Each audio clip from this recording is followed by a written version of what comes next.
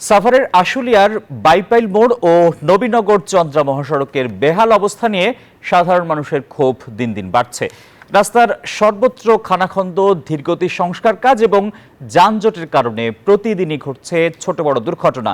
তারপরও রাস্তা সংস্কারে কার্যকর কোনো পদক্ষেপ নেওয়া হচ্ছে না বলে অভিযোগ স্থানীয়দের। মাহমুদ ইমদাদের ক্যামেরায় নাজমুল হুদার রিপোর্টে বিস্তারিত।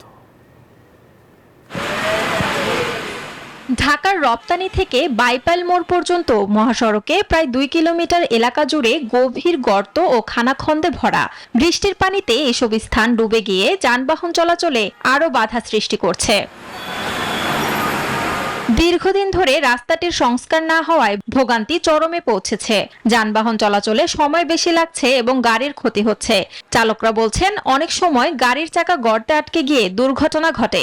গার্মেন্টস ফ্যাক্টরি ছুটির সময় যানবাহনের চাপ বেশি থাকায় পরিস্থিতি আরো ভয়াবহ হয়ে ওঠে।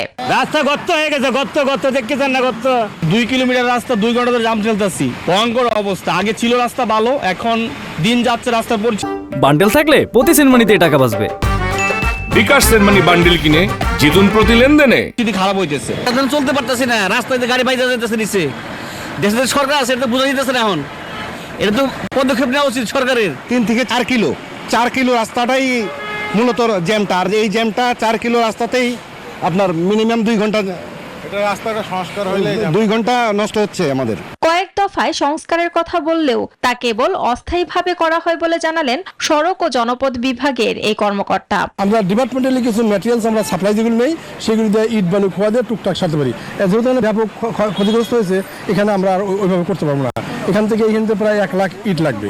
এটা পুরোটাই এখন এক্সপ্রেস হয়ে তাদের সাথে কথা হয়েছে, তারা হয়তো আজকাল 2-3 দিনের ভিতরে কাজটা ধরবে এবং করবে। এদিকে যানজট নিয়ন্ত্রণে কাজ করতে হিমশিম খাচ্ছেন ট্রাফিক পুলিশ। সর্বোচ্চ চেষ্টা করতেছি আমাদের দেখা বিষয়ে গাড়ি যেন নষ্ট না হয়। খানাখন্দ, প্রচুর খানাখন্দ আছে। আশুলিয়ার বাইপাইল মোড় ও সংলগ্ন সড়কের বেহাল অবস্থা দ্রুত ও স্থায়ী সমাধান না হলে মানুষের ভোগান্তি আরো প্রকট হয়ে উঠবে বলে আশঙ্কা সংশ্লিষ্টদের। Desk report, news 24।